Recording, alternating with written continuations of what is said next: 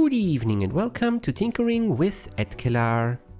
Since last episode dealt with a quite archaic way of test signal generation, I thought it would be a good match to continue with a much more modern approach to the same problem. How do you know that a radio receiver is properly aligned? You might have known good stations around, and these will have pretty darn accurate frequencies. They are monitored closely by professionals after all, but the alignment usually needs test frequencies in the extreme ends of the scales and also at a predictable level. What I have here is a combined AM/FM test signal generator made by Panasonic, model number VP-8191A. So let's have a peek inside. It arrived with quite a bit of writing on the case. I think we can take a guess as to the previous owner.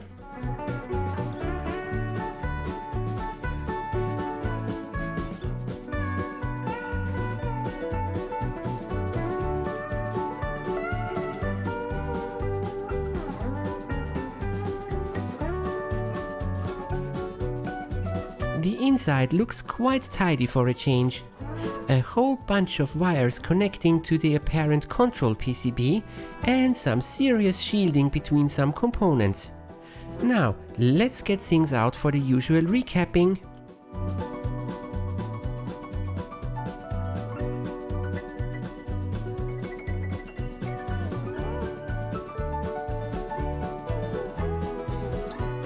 Somehow, everything is neatly socketed, except the audio input wire. Humph!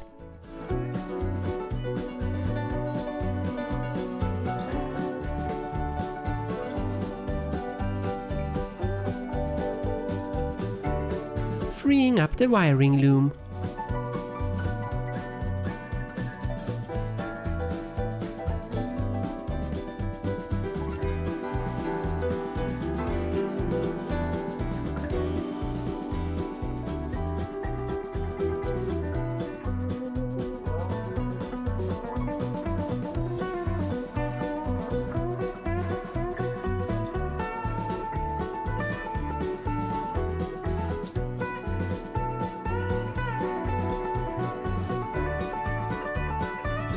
The RF signal path is routed via hard lines, coaxial wiring made from copper tubes. This is a first one for me here. I only have seen those in documentaries about high-powered transmitters. Never seen them so small or in person before. Got to be careful not to bend them.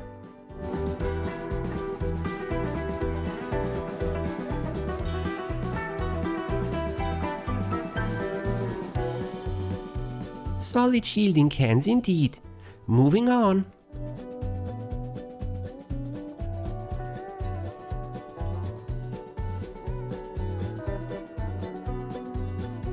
And the first can that allows for a peek inside.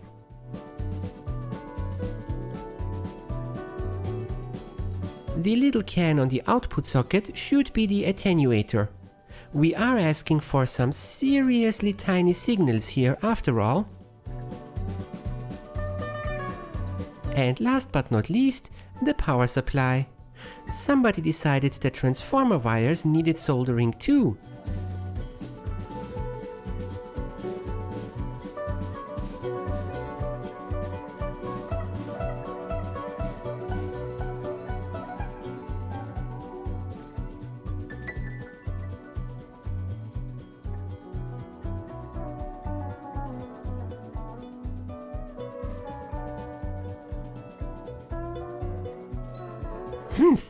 The power switch extension bar was too brittle.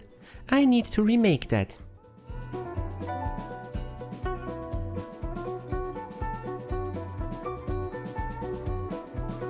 The front panel is essentially a can as well. To dig in, we need to remove quite a large number of screws.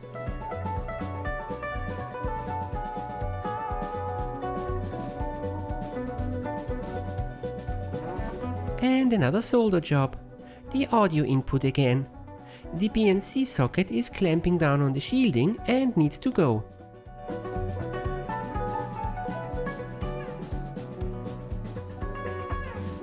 The rest of the case is pretty much a modular affair. Reminds me of some rack mount cases.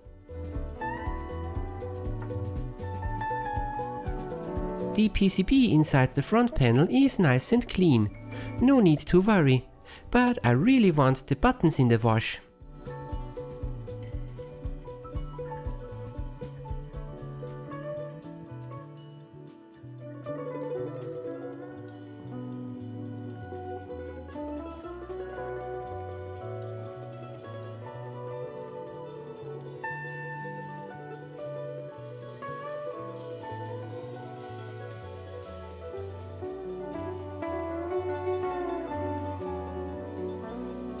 Removing all the parts from the rear panel too. Whoops! The fuse holder decided to pop the solder joint.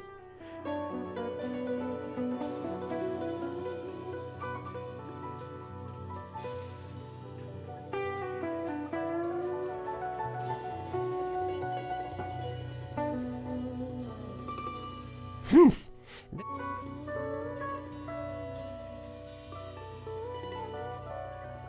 Oh well, I got some spares for such a case.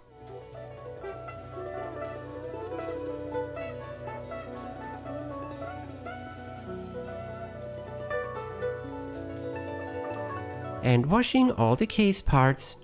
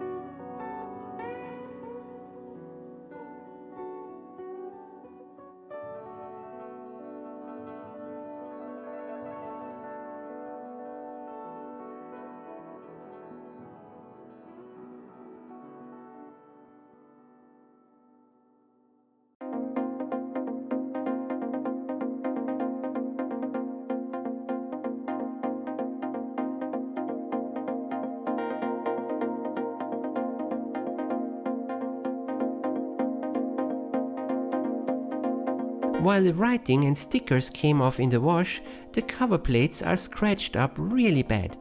I decided to repaint them in a close enough color.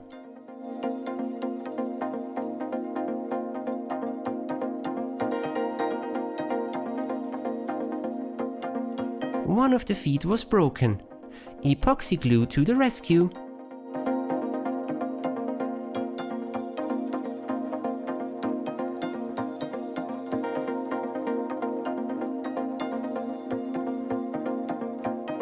I'm also trying to glue the power switch rod before replacing it. Let's see if that works out.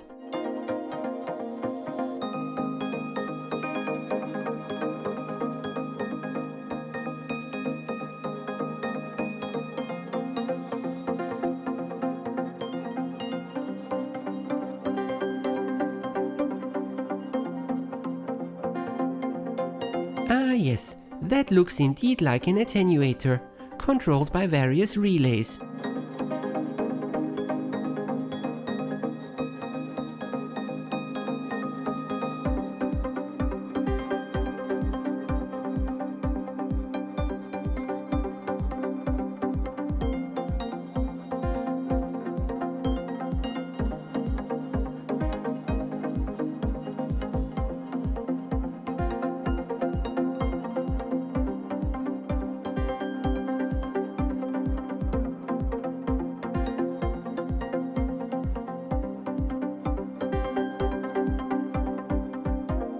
And inside can number 2, a whole lot of RF goodness, paired with a bunch of capacitors.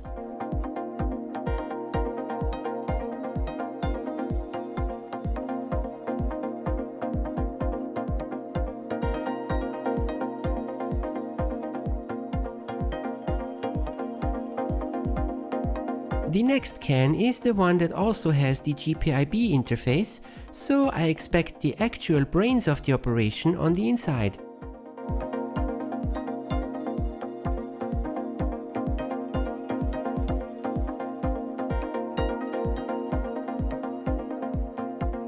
Ah yes, ROM and a battery. That needs replacing too.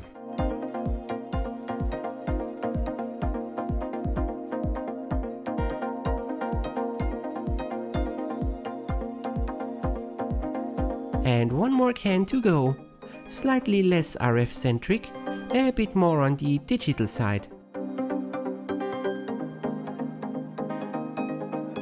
Recapping.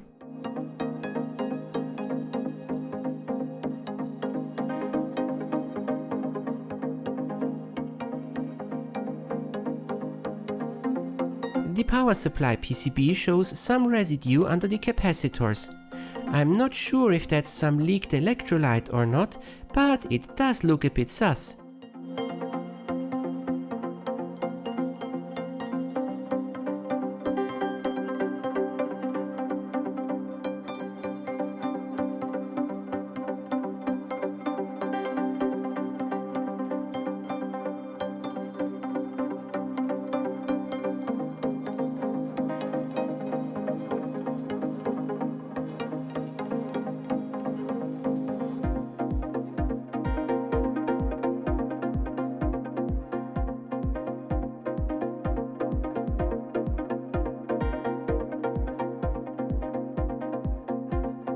And not to forget, new thermal paste.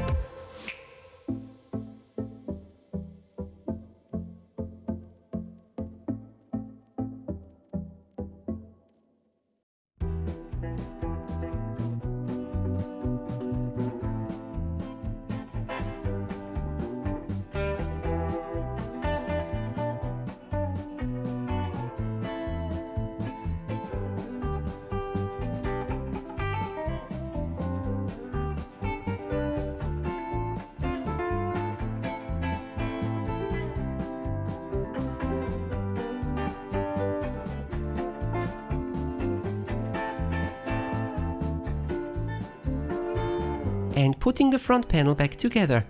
The keys cleaned up nicely, as did the panel itself. No trace of those markings.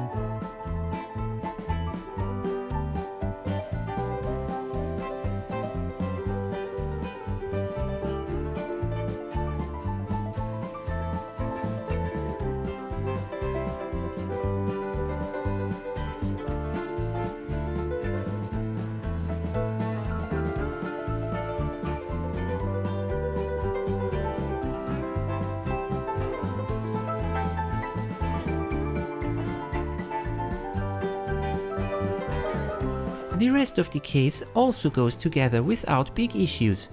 I just had to juggle some of the screws around a bit. They are the same thread all over, but not the same length, and some have washers.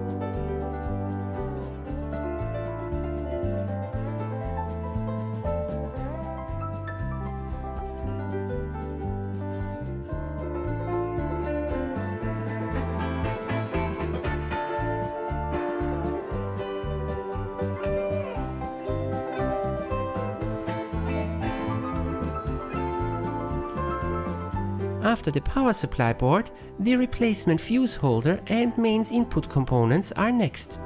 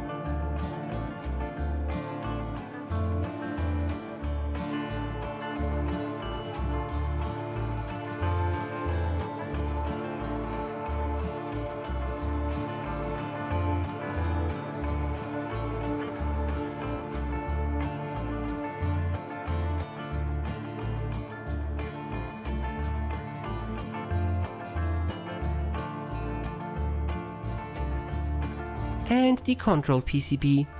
Interesting how this one central hub is not in a shielding can.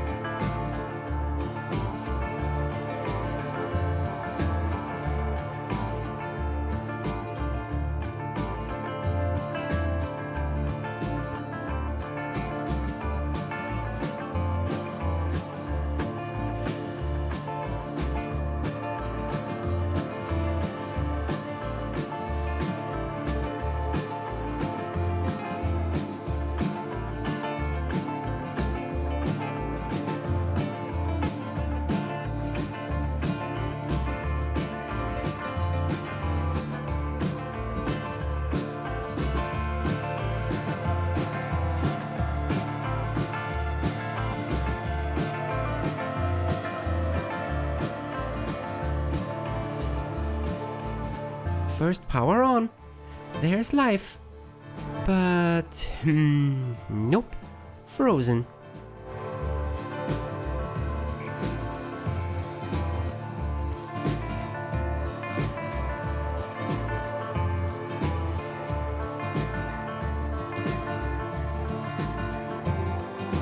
Second try. Whoops!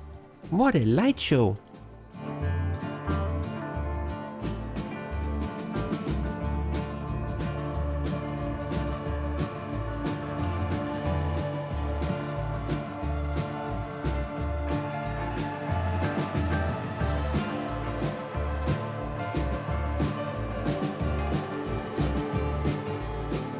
I'm poking a few connections and try again. Aha! Now it works! That one connector must have been at an angle.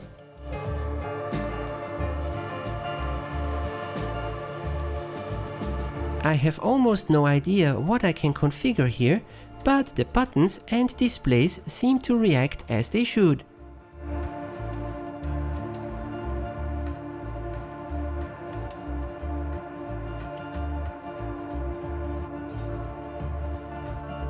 After the initial tryout, it's time to put the remaining screws and mounting brackets on again.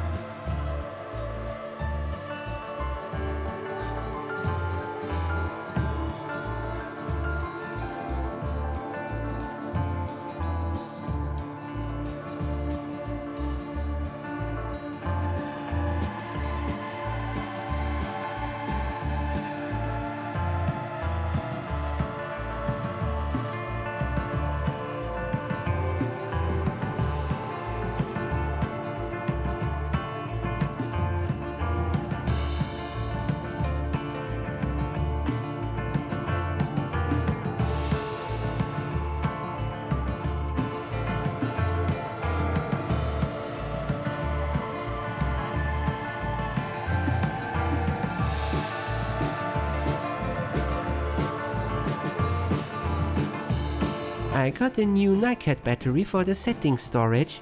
The manual says if the device forgets presets to bring it in for servicing. Clearly, they didn't expect that to be field serviceable.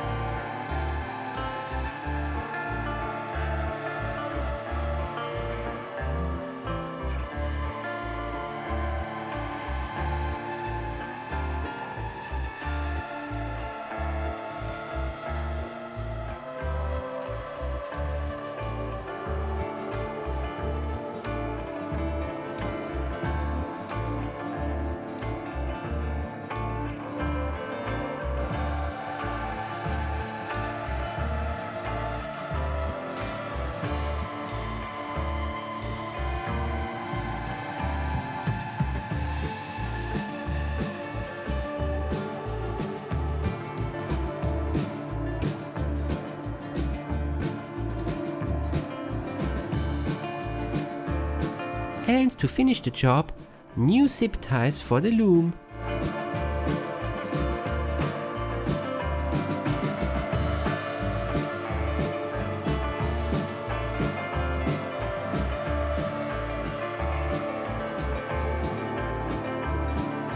The service manual that I found online contains a full schematic diagram, so I won't go into too much details here, mostly because I also only understand part of it.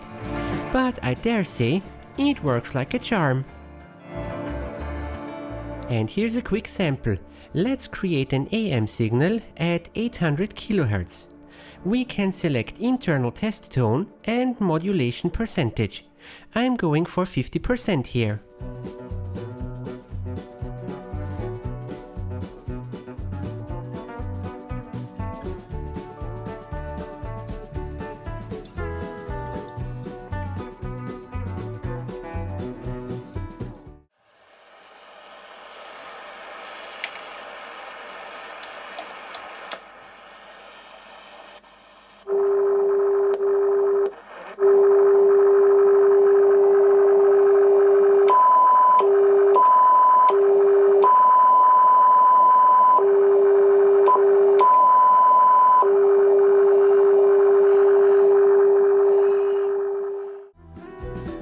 We can also select external for audio input.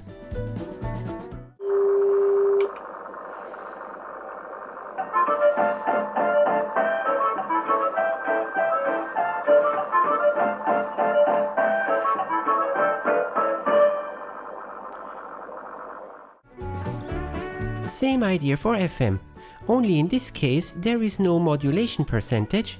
Instead we can select just how wide the FM band should be.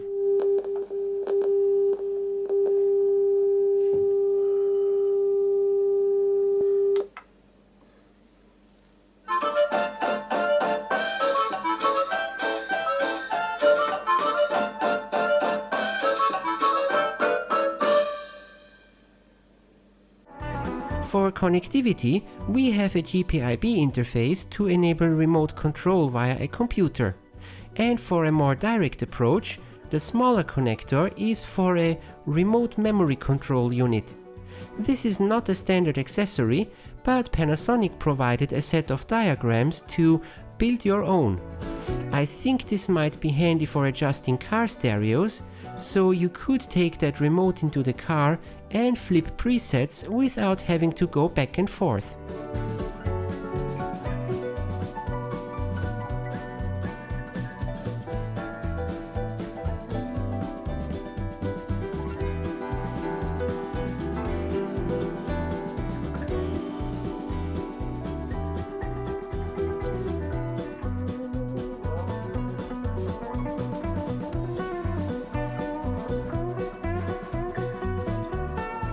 Now this is quite a nifty device. All it needs is a power amplifier on the output and you can turn your audio input into a fully fledged AM or FM radio station. What it doesn't do is FM stereo encoding. But there might be a companion device around somewhere for that. Anyhow, that's all for this episode. I hope you enjoyed it. See you next time!